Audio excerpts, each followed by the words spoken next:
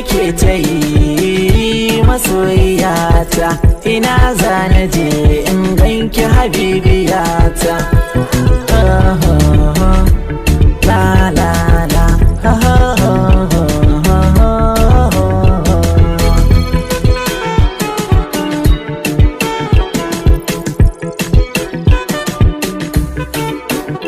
hawaye zuwa yake, kuka nake, ina kike nema nake, na rikice sanadin ki kuka nake, ki zo ki kalle ni ko zan samu sauki.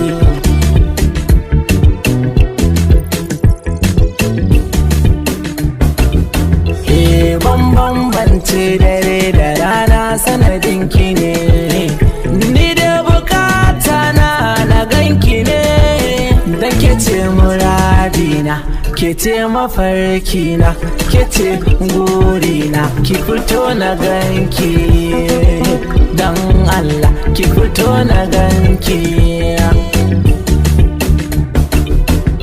Ashe so yana da zurfi, ya zarce rijiya. Ashe so yana da zafi, kamar kifiya, radadinsa ya wuce kwatance. Yau na jiya, ni ne kadai na san abun da nake ji.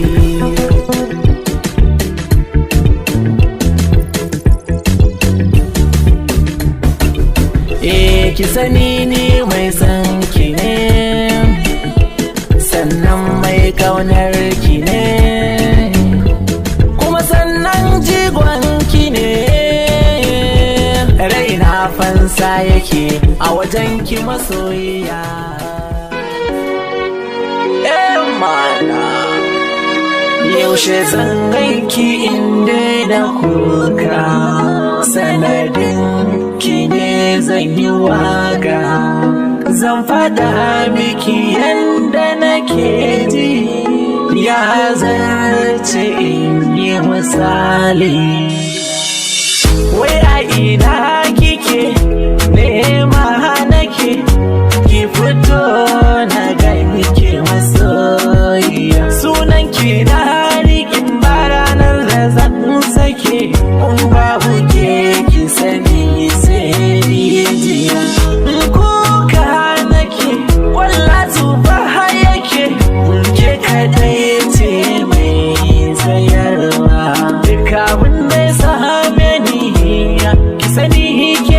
Dan Allah ki ne agaji, gar in zauce.